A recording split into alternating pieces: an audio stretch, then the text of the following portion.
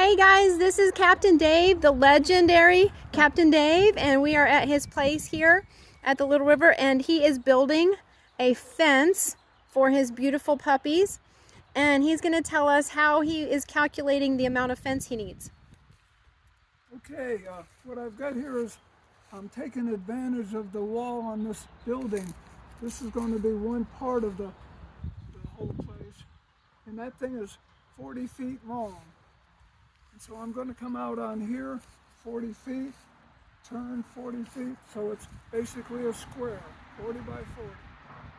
And so each of the sides will obviously be 40 feet long, and the wire is going to be on the outside of this, so it's a trench, so that part of this wire can go underground, because I have two dogs that if I didn't do that, they would just dig a hole underneath and get out. So that's what this trench is for. Most fences that you put up, you don't need a trench, but my dogs do. So that's what we're going to do. 1 foot, it's going to come on the outside, go all the way around here. And I wanted to make it look old and rustic. And a lot of these poles here, or these cedar trees, have faces that are carved into them. And the 4 of them that's up there now were carved by Billy Reynolds. And how do we know how many feet of fencing we need to go all the way around this? So that's 40 by 40 by 40. So that's 40, 80, 120 feet of fence. Okay, because we don't need our 40 feet of fencing because this wall is going to cover that part of the perimeter. And what has inspired you to build this fence? What inspired me? My dogs have too much energy. They need to be run, and they don't mind very well. Yet. Yeah. It takes a year or two for dogs to get a little bit better at that. I don't have enough time to train them as much, so they need to have a place to go. And Chris has been nice enough to let me use them at her house, but they are a lot of trouble loading into the cages in the truck and take them over there.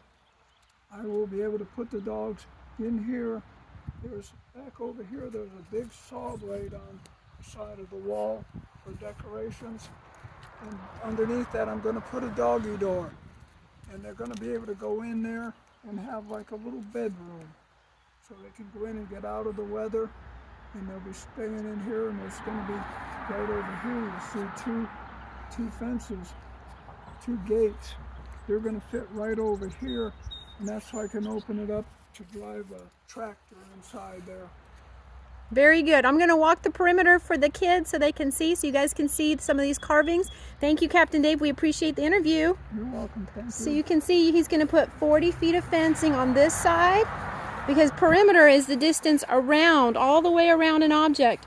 He's going to need to come and put 40 feet of fencing on this side. You can see some of these posts that he has provided to tighten the fencing to. You can see some of the unique carvings that he has incorporated into his fence, because he is a salesperson and and an artist. He wants to show not only the artwork for decorative purposes, but to show that they're for sale. So he's going to put 40 feet on this side. Then he's got to come around to this last side, and he's got to put 40 feet of fencing on this side. So if he didn't have this building here, I'm just going around this sculpture here. If he didn't have this building here, he would need another 40 feet on that side as well. But in this case, he does have a wall there, so he only needs 3 sides of 40, which would be 40 times 3, which is 120. All right, so now we're going to hear about this rope. What is this pink line? Okay, this is up here, so the top of the fence will be level. The ground is crooked, and so you can't measure from the ground up and be all wobbly. So this is the line that we'll run a wire on, and then the fence will be put down at the bottom, and it will come up to the top of this. So when you look at it, this is the only thing that's nice and neat and perfect level. The rest is And do we call that a plumb line? Is that a plumb line? Okay. That's a good thing. So you measured from the building and the posts instead of the ground. Right. Sounds good. And I probably could tell them about feng shui and wabi sabi. You could, but we're going to end the video here. All right, guys, that is your perimeter lesson for today. Love you.